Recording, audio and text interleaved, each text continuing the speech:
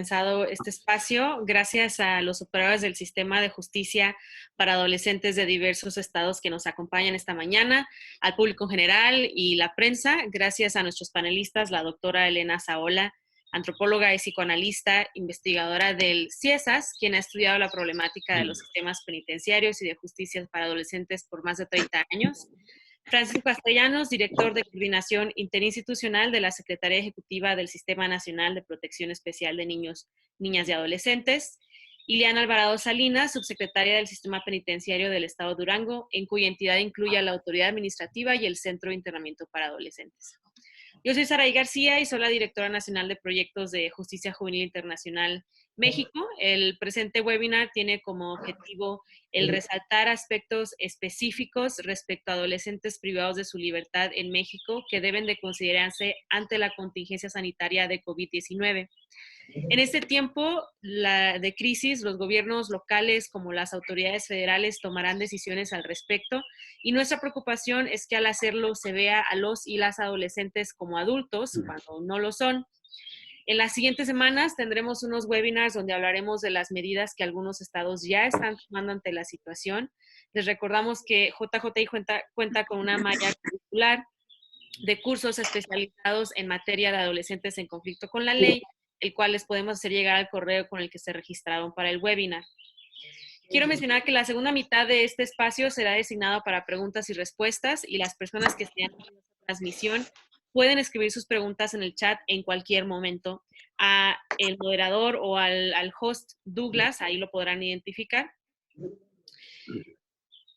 JJI publicó un comunicado de prensa el 19 de marzo, del cual mencionaré las preocupaciones específicas que tenemos como organización y después daré lugar a los ponentes para que ellos expresen sus propias inquietudes y o aspectos que consideran deben de ser resaltados desde su posición de expertise ante la pandemia. Como organización nos preocupa primeramente la propagación del COVID-19 al interior de los centros de internamiento para adolescentes. En segundo, el respeto de los derechos humanos al interior de los centros que han decidido o decidirán restringir el derecho a la visita familiar y han reducido personal técnico al interior, y finalmente la salud mental de los adolescentes durante este tiempo.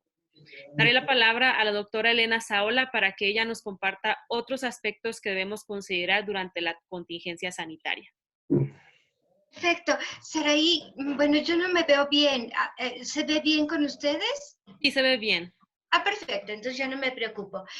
Saraí, te pido una cosa, nos marcas un poquito los tiempos para no exceder los límites, por favor. Por supuesto. Pues yo quisiera destacar el excelente trabajo que hace Justicia Juvenil Internacional, porque siempre está pendiente de aspectos muy importantes que ahora más que nunca es necesario atender en esta coyuntura que afecta a todos. Entonces, sabemos que Justicia Juvenil Internacional ha diseñado un conjunto de estándares sumamente detallados sobre el tema de la salud que hoy en día tenemos que actualizar y precisar y detallar con las restricciones, recomendaciones que, bueno, que aplican para todos en esta coyuntura, pero digamos que con un cuidado doblemente exacerbado, por decirlo así, con todas las poblaciones que se hallan en internamiento y que por tanto es difícil que puedan guardar sus distancias. Entonces, yo lo que pensaría es que desde todas las recomendaciones generales, los chicos y chicas que sobre todo están internos tienen que tener una buena atención para la salud, pero en esta época necesitan una supervisión muy, muy cercana y como bien señalabas anteriormente, como que las autoridades muchas veces tienden a tratar por igual a poblaciones internas de adultos que adolescentes, y para nada no es lo mismo. Por ejemplo, ahora que se dice que hay que restringir la visita de familiares, hay que poner por delante que esto no afecta de la misma manera a personas adultas que adolescentes. A los adolescentes puede ocasionarles severos daños emocionales este alejamiento de la familia, por lo que las instituciones deben poner al alcance y facilitar el contacto que puedan tener por vía remota con sus familiares. Y bueno, el punto central que a mí me gustaría destacar esta mañana es como decir, bueno, aquí vamos a hablar y vamos a recomendar un conjunto de medidas, pero yo diría que la medida más importante es que esta coyuntura es una oportunidad para que el personal de los centros exprese de manera clara, de manera directa, el interés y la preocupación de los adolescentes y esté atento a escuchar y resolver todas sus necesidades. Hay que decir que si este personal no se ha ganado la confianza de los adolescentes antes, esta es una oportunidad para que se la pueda ganar expresándoles ese cuidado y esa protección. Y sobre todo también, pues antes que nada hay que informar a los adolescentes con mucho cuidado, con mucho detalle y técnica y científicamente de qué trata este virus y cómo pueden protegerse. De Eso acuerdo. sería. Muchas gracias, doctora. Ahora daré la palabra al licenciado Francisco Castellanos para que él nos exprese desde su posición en CIPINA cuáles son las principales preocupaciones durante este tiempo y luego pasaremos con la licenciada Iliana y luego comentaremos entre todos algunas otras recomendaciones. Por favor, Francisco. Hola, buenos días. Gracias, Saraí. Gracias a todos los que nos escuchan. Bueno, pues desde el CIPINA estamos muy complacidos de que Justicia Juvenil Internacional haya tomado esta iniciativa para impulsar algunas recomendaciones y hacer algunos alertas en torno a la situación que pueden vivir los chicos que se encuentran en este momento en los centros de reclusión. El universo de la justicia de adolescentes implica adolescentes en diversas condiciones, pero en este momento de forma particular, pues nos preocupan aquellos que están cumpliendo como una medida de privación de la libertad. En todos y en cada uno de esos procesos, creemos que lo fundamental, y para eso también hemos estado haciendo algunas acciones durante estos días y permaneceremos en el CIPINA, en la Secretaría Ejecutiva, haciendo algunas labores, precisamente para buscar que en todas estas acciones se respete el interés superior de las y de los adolescentes que se encuentran en el sistema de justicia. Ayer recibimos este comunicado de la Comisionada de Naciones Unidas para los Derechos Humanos, en el cual nos decía, ya existen centros de internamiento, y se refiere en general a adultos y adolescentes que ya están siendo afectados en el mundo por esta situación, y hoy también se requiere hacer un replanteamiento de la condición que pueden estar viviendo todas las personas que se encuentran internas, no solamente por motivos legales, hablaba también de otras instituciones, hablaba también de estaciones migratorias, que por supuesto las condiciones de higiene, de salubridad, de contacto y de imposibilidad de guardar la famosa sana distancia, pues no la tienen estas personas, y entonces la enfermedad está tomando campo ahí. Entonces, es muy importante para el tema que nos ocupa que los adolescentes recordemos que cualquier medida que se tome en estos días para ellos siempre debe contemplar este principio, es decir, cada una de las autoridades debe disponer de un criterio específico para garantizar todos los derechos de las adolescentes, de los adolescentes, y buscar la conexión con otras condiciones para ayudarlos. Por ejemplo, la comisionada de Naciones Unidas decía, es el momento de valorar el principio de la privación de la libertad como el último de los recursos, ¿verdad? Entonces, si en este momento hubiera condiciones para que los jueces hicieran un replanteamiento de la medida que tienen o que pueden tener los adolescentes, es el momento de hacerlos. Además de por la condición de salud, es el momento de ubicar que estamos en una situación especial y que debemos prescindir lo más que podamos de medidas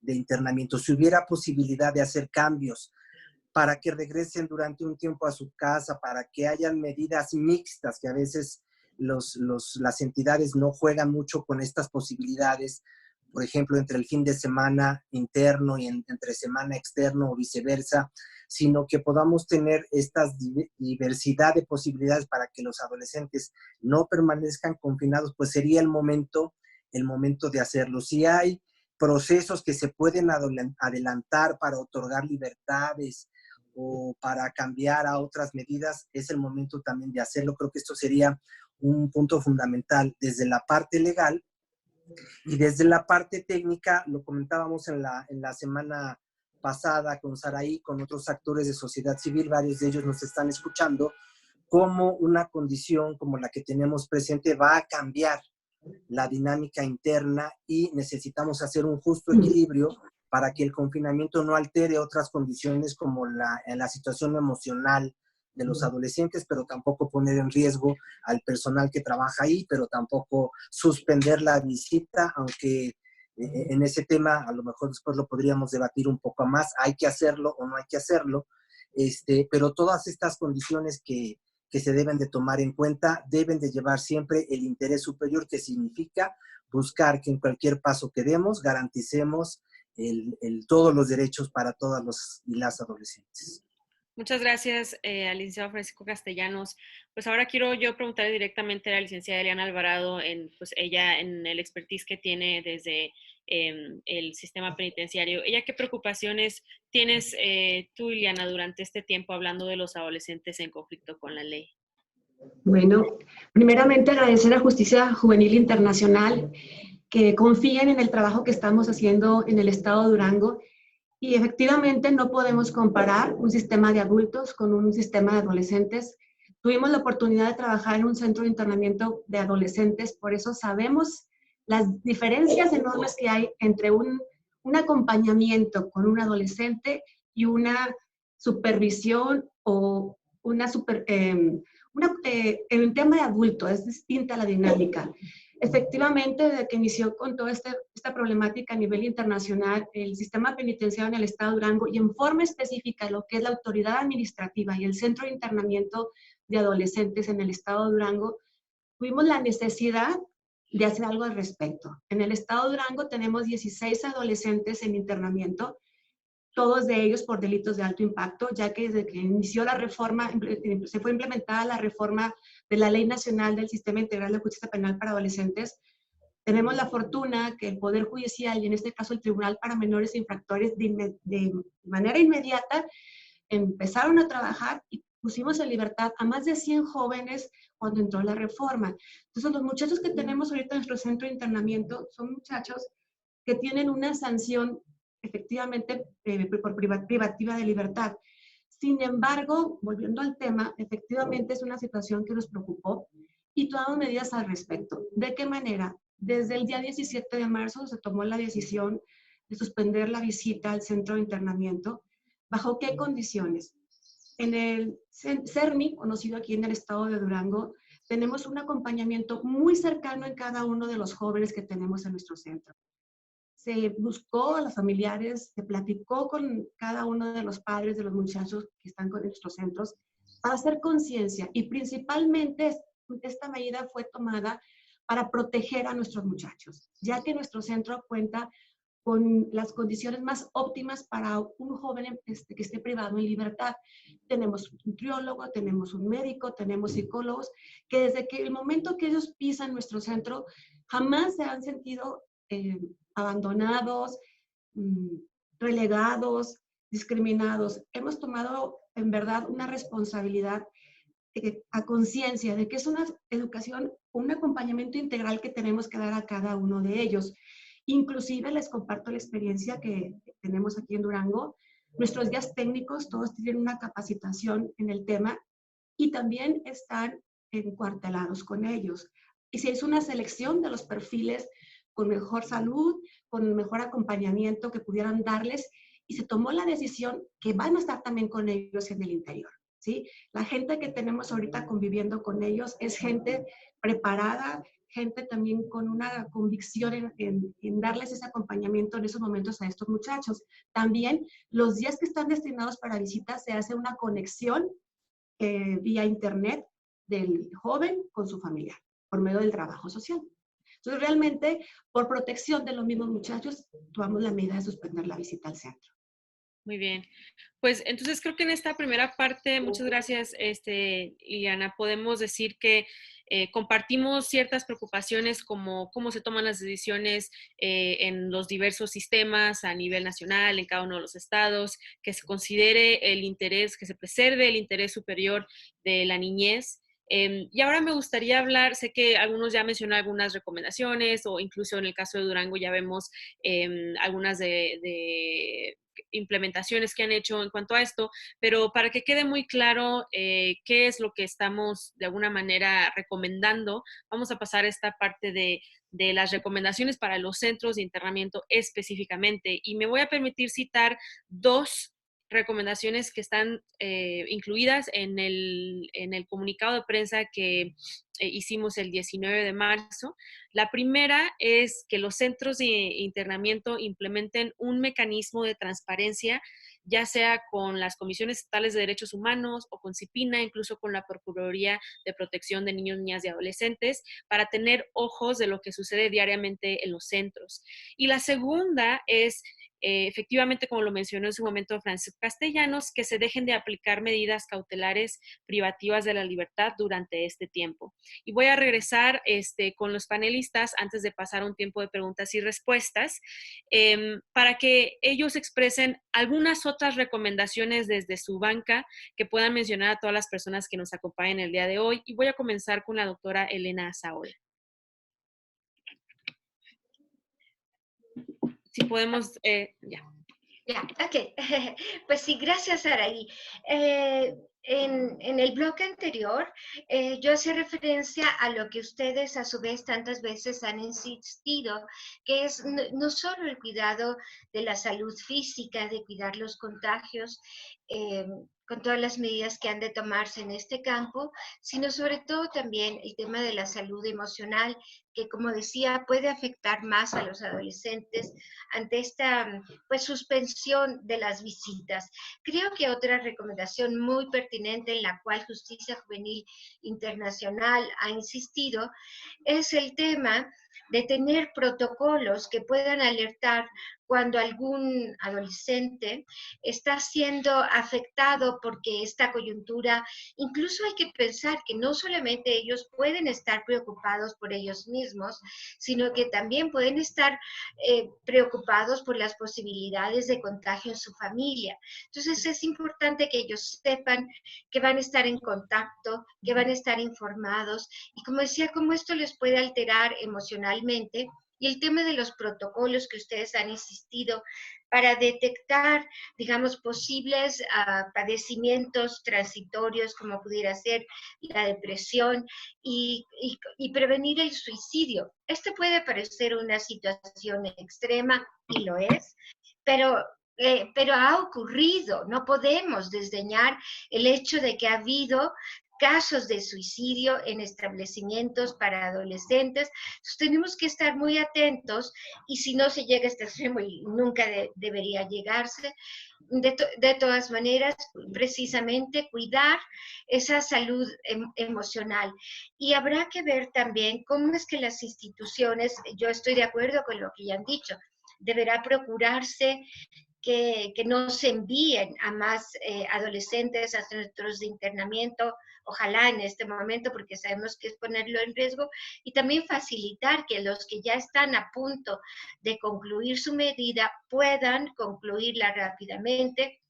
Y otras de las recomendaciones que han estado haciendo organismos internacionales es, aún en estas situaciones de privación de la libertad, debe asegurarse que si una persona está contagiada, pueda permanecer en aislamiento, pero aún así tenga contacto humano, pueda salir a respirar aire fresco, a caminar y pueda en alguna medida mantener actividades aún en aislamiento. Y todas estas recomendaciones son doble y triplemente pertinentes, tratándose de adolescentes que uno no puede imaginarse que estuviera un adolescente en situación de aislamiento y sin hacer nada. No es lo mismo, insisto, las posibilidades que tiene un adulto, que de todas maneras son graves los efectos que puede tener en su salud, en todos sentidos, el aislamiento, que en un adolescente estas repercusiones se multiplicarían realmente con daños graves. Totalmente de acuerdo con la doctora Elena, muchas gracias. Y me gustaría mencionar, antes de pasar la palabra al siguiente panelista, que pues es la salud mental, como la mencioné al inicio, es una de nuestras principales preocupaciones como organización, y en los centros donde ya tenemos alguna intervención, una colaboración en los estados donde tenemos a nuestros equipos localmente, hemos empujado y seguimos empujando ciertos protocolos en cuanto al cuidado de la salud mental, con modelos muy específicos de prevención de suicidio al interior de los centros, y pues es un tema que no se ha dejado de fuera, que continuamos aún en medio de aún en medio de esta contingencia, y que me gustaría recordarlo. Ahora me gustaría que Francisco Castellano nos pueda compartir recomendaciones específicas desde CIPINA para este tiempo. Bueno, pues algunas de las recomendaciones que hemos estado platicando y que coincidimos con varias de las organizaciones sociales, pues es que se pueden implementar en esta ocasión pues todos los mecanismos modernos, ¿verdad?, de las tecnologías, incrementar las llamadas telefónicas, las videollamadas, abrir cuentas de correo electrónico para los jóvenes. El asunto muchas veces es que en gran número de centros de internamiento no existen las condiciones técnicas para hacerlo. Entonces, pues es también un llamado para ver cómo, si no mantenemos un estatus de servicios básicos que se requieren para una mejor convivencia y administración de los propios centros, cuando nos llega la crisis, pues quedamos todavía o quedan más desarmados quienes están en esas instituciones. Pero se pueden implementar medidas emergentes para facilitar toda la comunicación virtual. Y decía en el bloque anterior, bueno, sí hemos encontrado posiciones encontradas de cerrar o no cerrar las visitas hacia los internos por las condiciones de salud. Entonces, me remitía a checar el artículo de la ley donde viene específicamente un capítulo que dice derechos de los adolescentes privados de la libertad, y habla específicamente que tienen derecho a la visita de sus familiares. Sin embargo, el artículo menciona que será de acuerdo a cómo lo maneje el reglamento. ¿Qué quiere decir esto? Una primera interpretación, que al final del día queda en la autoridad local el manejo de la visita, en este caso de la suspensión o no. ¿Cuáles serían los puntos a favor? Bueno, pues que el aislamiento ya es total, pero vincular con este otro tema que tanto Elena como Sara insisten, ¿verdad?, de la salud mental de los chicos. Ellos ya estaban desde antes de la epidemia, de la pandemia, ya estaban en aislamiento. Entonces, una medida de aislamiento en el aislamiento puede producir otros efectos en los adolescentes que no queremos. Sabemos los que hemos estado en centros de internamiento, cuando nosotros en Reintegra tuvimos la dirección de la comunidad terapéutica reeducativa, como la dinámica de los propios chicos cuando se suspenden ciertas actividades, pues empiezan a entrar en ansiedad, en agresión, y entonces se pueden disparar conflictos internos. ¿Qué va a ser de estas semanas si hay carencia de personal técnico para que mantenga ocupado a los chicos y además no hay visita de los familiares? Pues creemos y coincidimos que puede haber también medidas extremas para cuidar la visita. Por ejemplo, reducir el número de personas que pueden ingresar a visitar al adolescente, que solamente sea 1 o 2 personas. Totalmente, nos decía el director aquí en la Ciudad de México, que tienen una mecánica de trabajar fortaleciendo ciertos vínculos familiares, y han encontrado que el apoyo de las abuelas y los abuelos es fundamental para los adolescentes. En estos momentos, esta estrategia de fortalecer el vínculo con las abuelas y los abuelos tenemos que eliminarla. Lo mismo con los hijos o las hijas, porque muchos de los adolescentes ya son papás o mamás. Otro caso es las chicas que tienen a sus niños dentro, que también necesitan un resguardo especial. pero es muy importante que entonces podamos hacer como este ajuste en cuanto a las actividades, en cuanto a materiales para tenerlos ocupados, desde balones, juegos de mesa, a material para trabajar, porque en algún lado me decían, bueno, inclusive podríamos tener más tiempo para estar en los talleres, pero aunque tengo material, no tengo al profesor. Y en otros lados tengo al profesor, pero no tengo con qué trabajar. Entonces, aquí es donde yo creo que también las organizaciones de la sociedad civil tienen un papel importante, porque pueden ser esta ventana, como lo están haciendo ustedes ahorita en Justicia Juvenil Internacional, de pedir algunos insumos para apoyar la contingencia durante estos días. Y en el tema de abrir todas las posibilidades para que la menor población posible esté durante estos días en un centro de internamiento, es muy importante activar los mecanismos de seguimiento.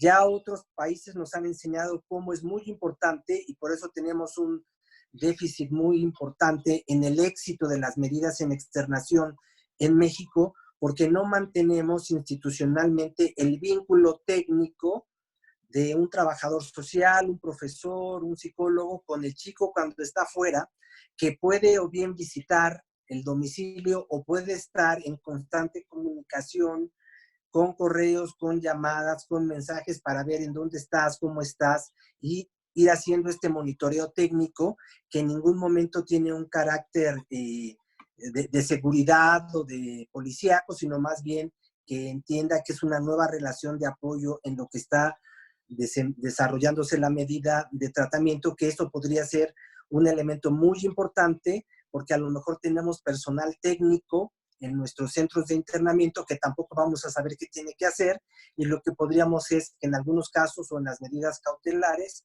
mantener a los chicos afuera, pero no perder tampoco nosotros la comunicación con ellos. Muchas gracias, Francisco. Y bueno, antes de pasar a que la licenciada Eliana nos comparta recomendaciones muy específicas que ella puede dar a autoridades administrativas en los diversos estados, me gustaría recordarles que si alguien tiene una pregunta, lo haga a través de chat, como chat privado, a Douglas Keylor, que es uno de los participantes, por así decirlo, y él es quien estará procesando estas preguntas y hacérmelas llegar para los panelistas. Entonces, ahora sí, Iliana, si tú puedes compartir, siendo subsecretaria del Sistema Penitenciario, recomendaciones específicas para otros estados, te paso la palabra. Muchas gracias. Totalmente de acuerdo con lo expresado con mis compañeros panelistas en que el tema de adolescentes, como ser humanos, pero principalmente el tema de adolescentes, la salud mental es la base de un joven privado de su libertad. Y digo, ¿por qué base? Nosotros, desde que un jovencito ingresa al centro, tratamos de tener un acercamiento con ellos y retomar o inclusive tener con ellos situaciones emocionales o apoyarlos como a lo mejor anteriormente nunca habían sido ellos atendidos. Para nosotros ha sido muy importante este reto que hoy presentamos, tomarlo como un área de oportunidad, como tú lo comentabas hace ratito, Saraí, si mal no recuerdo, que sea un motivo o un pretexto perfecto para que nosotros tengamos un acercamiento con el adolescente, acompañarlo, ver sus necesidades. Y créanme que al menos en el Centro de Internamiento del Estado de Durango, eso se hace permanentemente. Ahorita las circunstancias nos han orillado, nos han obligado a retomar o ajustar otro tipo de acciones, pero créanme que los jóvenes que tenemos en internamiento en nuestro centro están sumamente cuidados, sumamente atendidos, están en constante comunicación con sus padres, el área de locutorio está abierta permanentemente, las llamadas están totalmente también abiertas para cuando un muchacho lo necesite, y principalmente nos ha funcionado la dinámica de conectarse en línea con sus familiares. Estamos al pendiente de las necesidades de cada uno de ellos y tuvimos que reinventarnos, ¿verdad? Implementar distintas dinámicas, actividades, pero con la conciencia que nosotros como sistema integral tenemos que acompañar a esos muchachos. No es imponer, no es sancionar, al contrario, como lo decía ahorita aquí el compañero Castellanos, si de por sí una medida privativa de libertad es complicada, ahora más en estas condiciones, ¿verdad? Es una oportunidad para realmente estar cerca de los muchachos y que se sientan acompañados, que no porque estamos ahorita en cuarentena o estamos realmente en un aislamiento social, de por sí ya están ellos aislados, no sea un motivo para que se sientan aún más. Al contrario, creo que es una oportunidad para implementar medidas que ellos se sientan acompañados y de que tenga un éxito lo que es el sistema integral. Muchas gracias, Ileana. Pues bueno, ahora antes de pasar a nuestra parte de preguntas y respuestas, me voy a permitir de alguna manera englobar lo que hemos compartido el día de hoy, sobre todo para aquellos que se unieron a esta llamada un poquito más tarde. Hablamos primeramente de las preocupaciones que tenemos colectivamente ante la contingencia sanitaria de COVID-19 al interior de los centros. Entre estas preocupaciones resalta el acompañamiento apropiado, el cuidado de la salud mental, también los cuidados obviamente de su salud física para no propagar el virus hacia el interior, el impacto que tiene el cambio de actividades por restringir quizá personal y todas estas cuestiones para los centros que lo van a hacer. Y luego hablamos de algunas de las recomendaciones, muy enfáticamente Francisco Castellanos nos comentaba la manera en que podamos no seguir implementando los sistemas, sanciones privativas de la libertad por este tiempo. Hablaba también la doctora Azaola acerca de enfatizar en protocolos del cuidado de la salud mental. Y finalmente, Ileana compartiéndonos, y estoy totalmente de acuerdo con esto, que es una oportunidad para quizá revisar qué tipo de acompañamiento tenemos con los adolescentes y hacerlo un poco más acorde a la ley, al principio del interés superior de la niñez y estas cuestiones. Entonces, tengo aquí unas primeras preguntas. Voy a comenzar con la primera. Alguien pregunta, ¿cómo trabajar con los adolescentes si no se cuenta con los medios necesarios para garantizar su salud física y mental?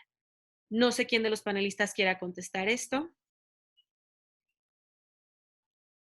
Perdimos ahí a Francisco Castellanos. Perdón, sí.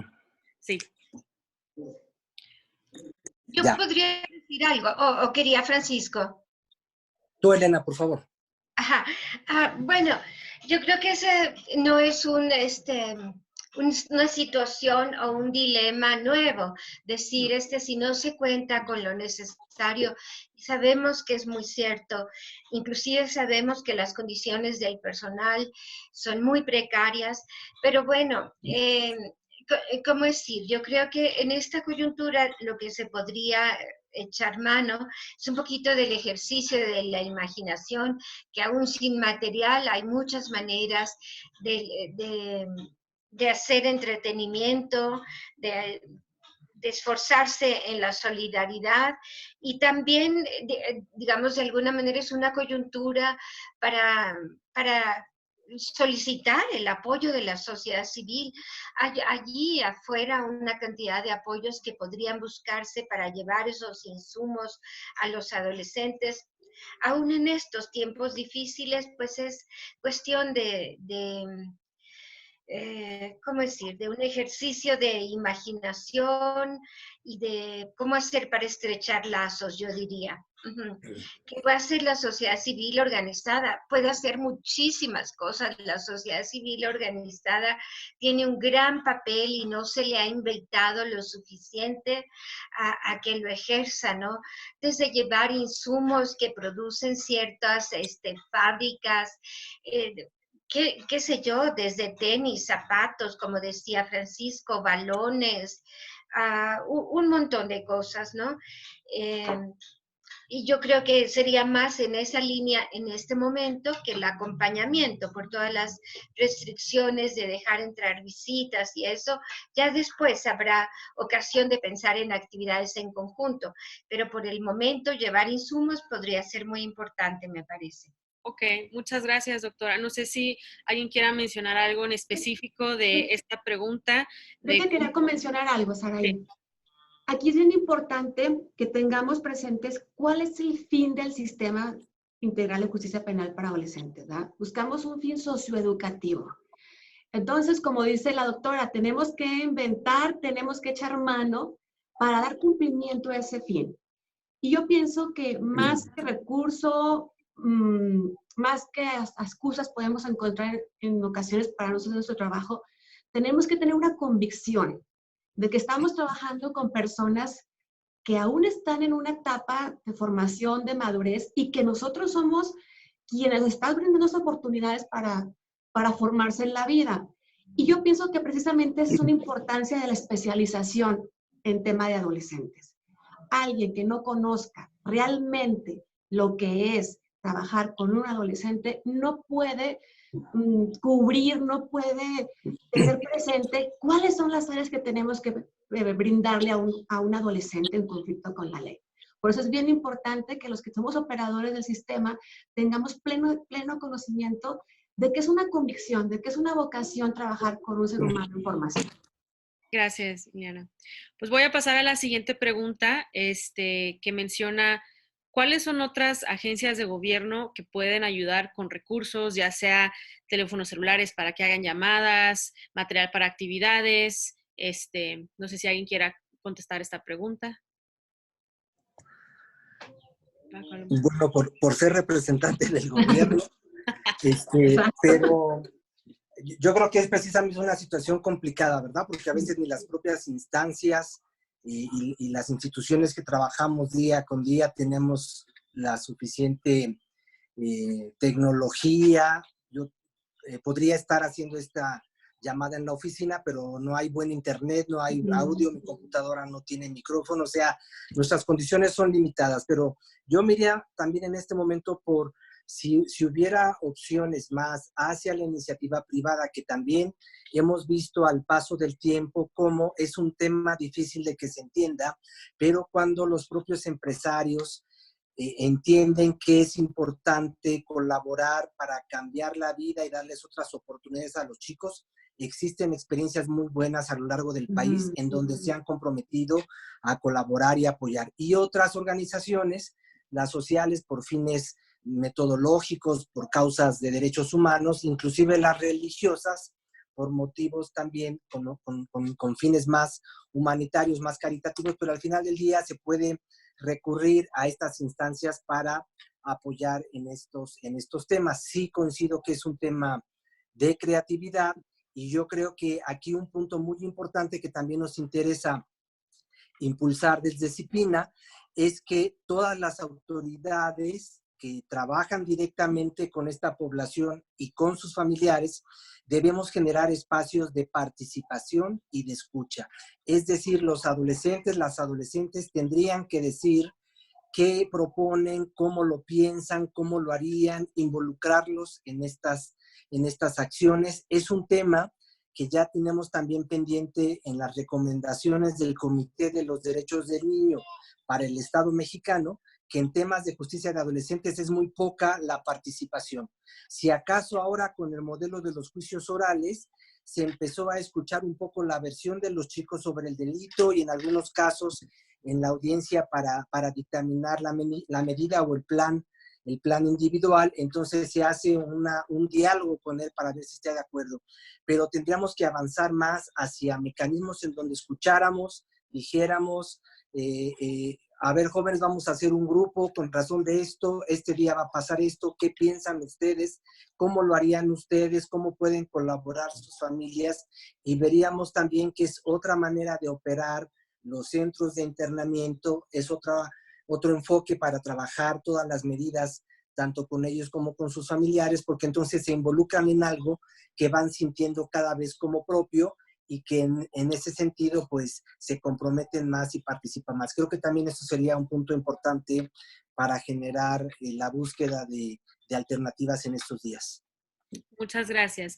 Voy a leer un par de preguntas más y algunas tenemos una respuesta por parte de JJI. Voy a aprovechar esta oportunidad para hacerlo. Preguntan, son dos preguntas.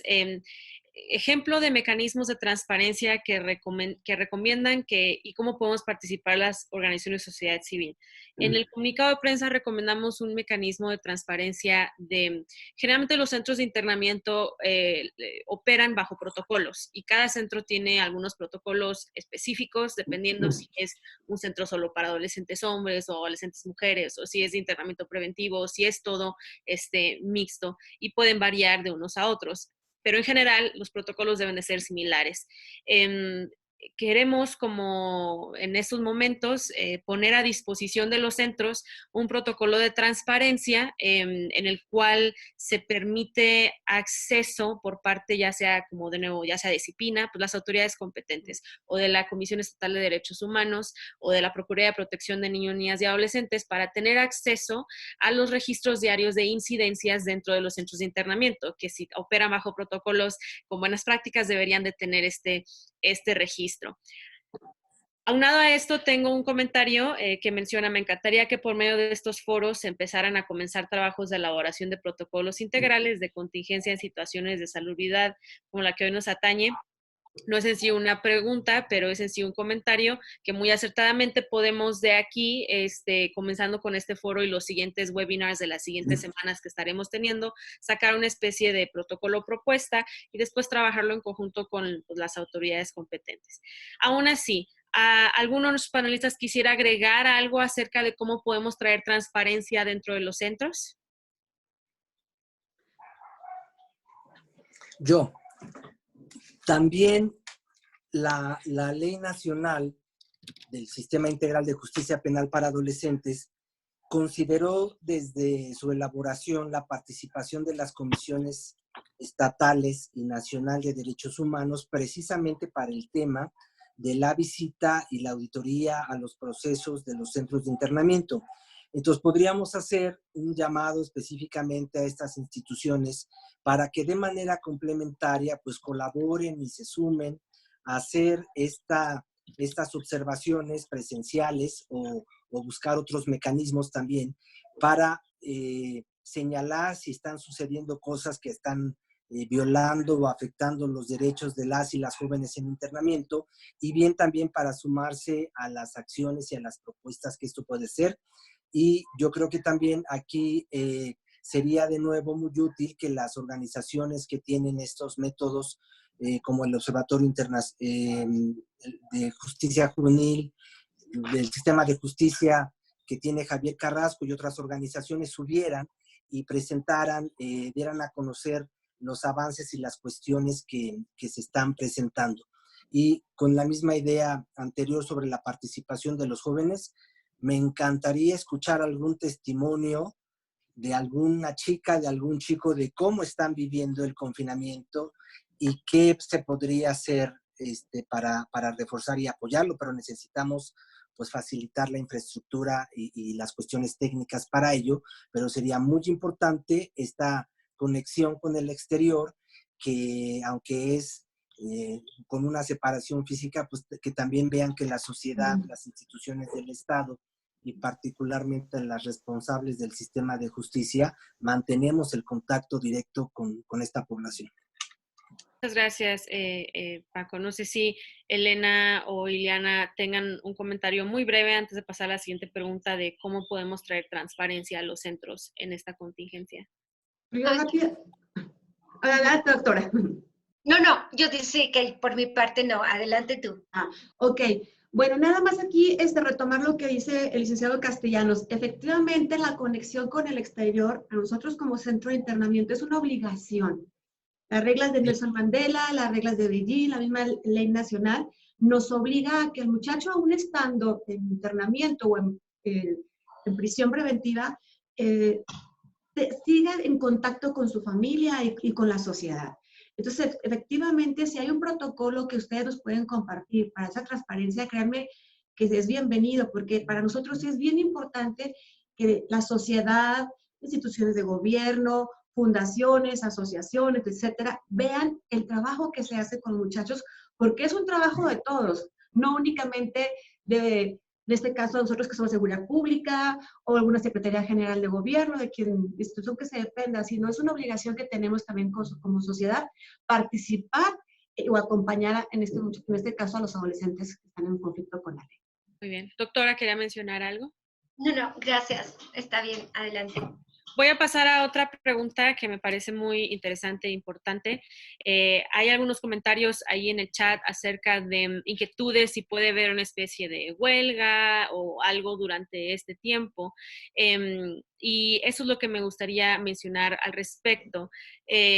Algunos preguntan si hay riesgo de tener una huelga. Bueno, ya ha habido huelgas en otros países como Italia, donde pues, las prisiones de alguna manera se han cerrado completamente, no comunicando muy bien estas medidas o no ser transparentes. Entonces, si hay esos riesgos, pues nosotros creemos que los centros deben de estar compartiendo estas medidas que están tomando de una manera muy transparente con las familias, con los adolescentes y las adolescentes en internamiento y con el personal que se encuentra al interior para que ellos comprendan lo que está sucediendo.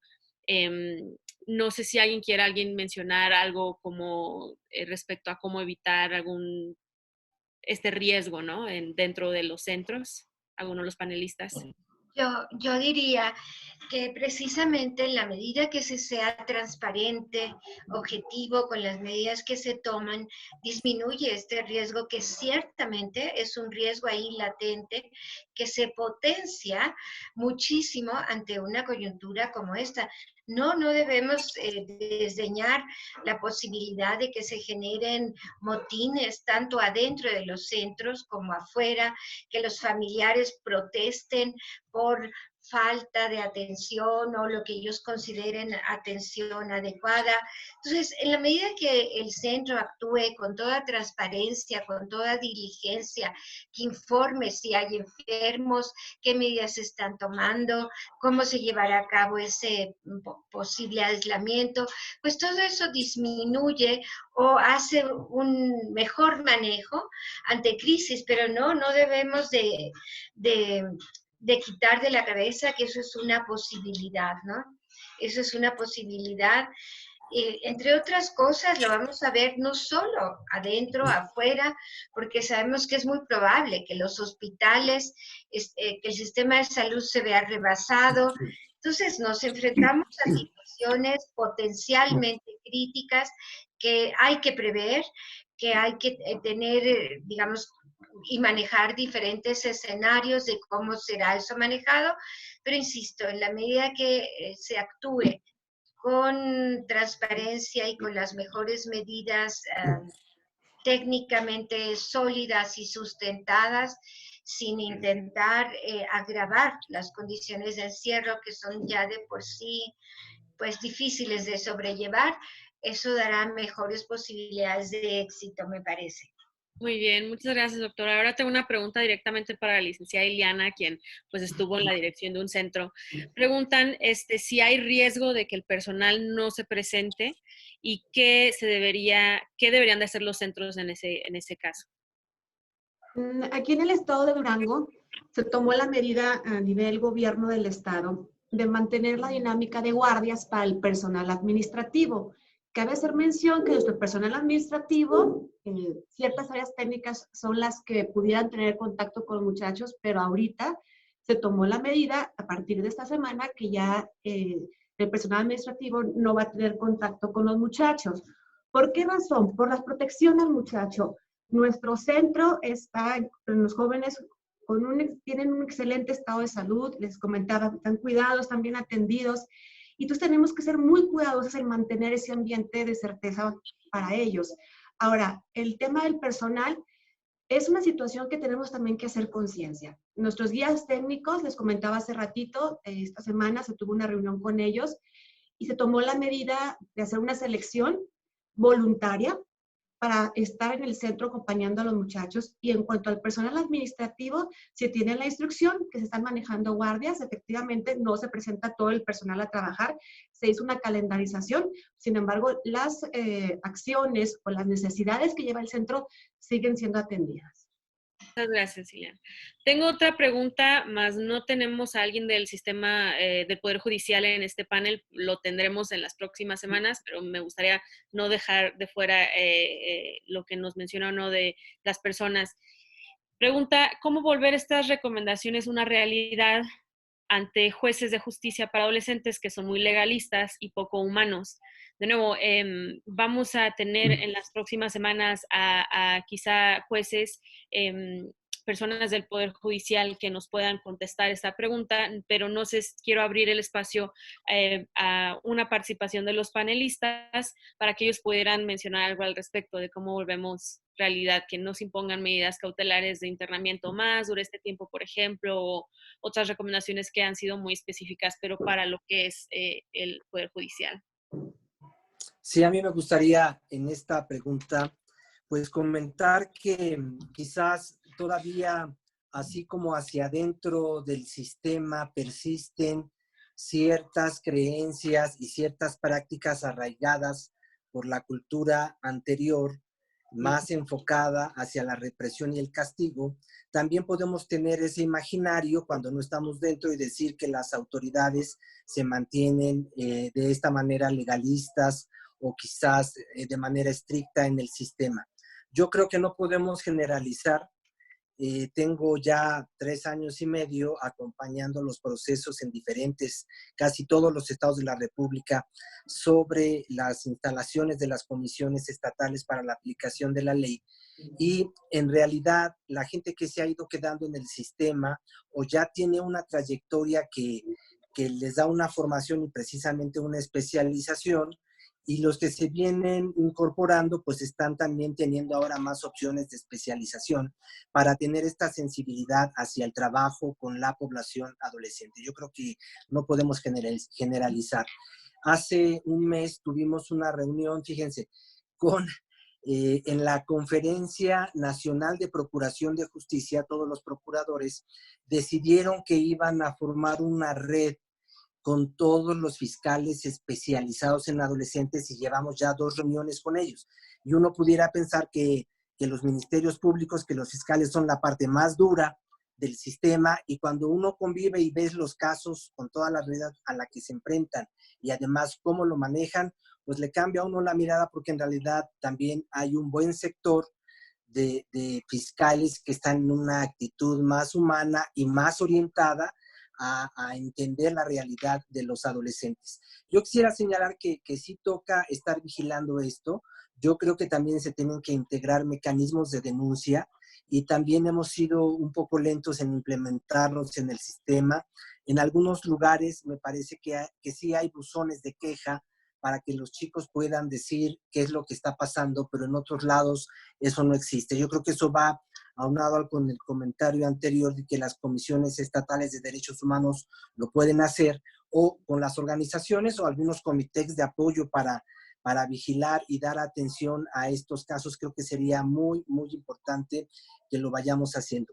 Quisiera señalar un poco en torno a que en esta práctica, en este cambio cultural que el sistema de justicia está pasando, yo no veo que todavía lo hayamos cambiado totalmente. Persiste la idea de que nuestro principal recurso es el internamiento y no la externación. Todavía tenemos solamente presupuestos, infraestructura, equipos de trabajo, planes para los centros de internamiento, si bien nos va, pero no hemos desarrollado ni presupuesto, ni programas de medidas en externación, ni equipos capacitados. Por lo tanto, cuando en 2007 el INEGI checa a las personas privadas de la libertad y se encuentra en justicia de adolescentes, que ahora son los que son más en el sistema con una medida, porque los jueces están dando estas medidas, los centros de internamiento no pudieron localizarlos, no se les pudo identificar para que se les aplicara la encuesta, y hacen un señalamiento diciendo, es una medida que en el país se está apostando a reinsertar a través de la libertad, de la vida en libertad, pero no está funcionando porque cuando fuimos y los quisimos entrevistar, nadie tenía contacto con ellos. Entonces, yo creo que aquí es muy importante que también cambiemos esta cultura de no apostarle todo al internamiento, sino también a las cuestiones en externación. Y cierro con una idea del comunicado que decía que ayer sacó la comisionada de Naciones Unidas al respecto, donde a ella decía, me preocupa que en muchos países, cuando se están suscitando estas reacciones sociales de enojo o de perder el control, porque mucha gente está fuera de control por el hacinamiento, por la enfermedad, por las condiciones que se están dando ante la coyuntura, el mecanismo que se pretenda utilizar sea privar de la libertad y sancionar encarcelando. Y yo diría, ¿acaso no es cierto que todavía en el sistema tenemos arraigada la práctica, inclusive en los mismos centros de internamiento, de que si un chico altera o se desestabiliza, se pone mal en el centro, no hay una medida educativa de salud de apoyo, hay un confinamiento del confinamiento, es aislarlo dentro de la cárcel. Todavía recientemente, hace un par de años, visitando un centro en el norte del país, y no voy a decir el estado, el director del centro, alardeando que tenía certificación ACA, me ayudó o me invitó a hacer el recorrido, y parte del recorrido fue mostrarme una celda de aislamiento con un joven extendido en los brazos cargando piedras. Entonces, estamos creyendo que todavía esas prácticas pueden persistir. Entonces, imagínense que es muy probable, como decía la doctora Elena, es muy probable que las condiciones en algunos casos evolucionen más en el estado emocional de las personas y de los grupos, cuanto mayor en las que están privadas de la libertad, cuáles van a ser las medidas que vamos a utilizar. ¿Vamos a necesitar más cárceles dentro de las cárceles para calmar los problemas? ¿O mejor empezamos a pensar en protocolos y acciones preventivas también para esto? Muchas gracias, Paco. Estoy muy de acuerdo en todo lo que mencionaste. Ciertamente nos estamos enfrentando a que en este tiempo de crisis tenemos que construir sobre un sistema que le ha faltado el recurso, que tiene algunas instituciones que están fortalecidas, pero otras no. Ciertamente el sistema no fue preparado para, de alguna manera, profesionalizar la libertad.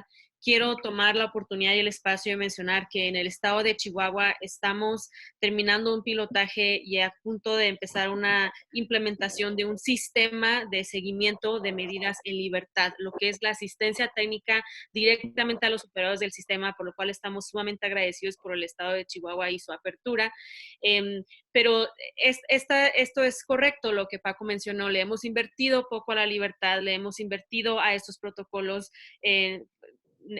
Tenemos esta misma preocupación y por lo mismo es que tenemos este modelo en el estado de Chihuahua que esperamos replicar en otros lugares, pero las medidas que se tomen en este tiempo, tenemos la esperanza que estas prevalezcan, que no nada más sean durante este tiempo de crisis, pero que se le pongan atención a estas cuestiones de el aislamiento dentro de los centros, las medidas que no son socioeducativas para la cuestión del comportamiento de los y las adolescentes dentro de los centros, y sobre todo que tengamos instrumentos que sean pensados para adolescentes, ¿no? Mencionaba, por ejemplo, Francisco Castellanos, la certificación de ACA, pues sabemos que primeramente nace de un paradigma de adultos, ¿no? Y necesitamos tener estándares y tener estas certificaciones que sean especializadas en adolescentes. Y a lo mejor este momento de COVID y estar más enfocados a lo que sucede dentro de los centros nos lleva a tener estas herramientas que han sido pensadas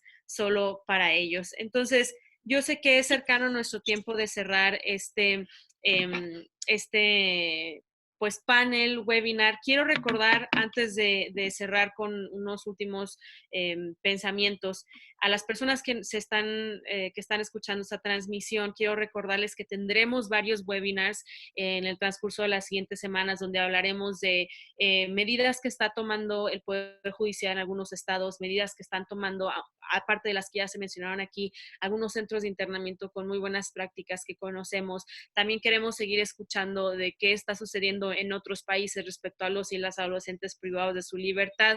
Y incluiremos quizá otros temas que sirvan a la profesionalización de operadores del sistema durante este tiempo, aprovechando que muchos estarán trabajando desde casa.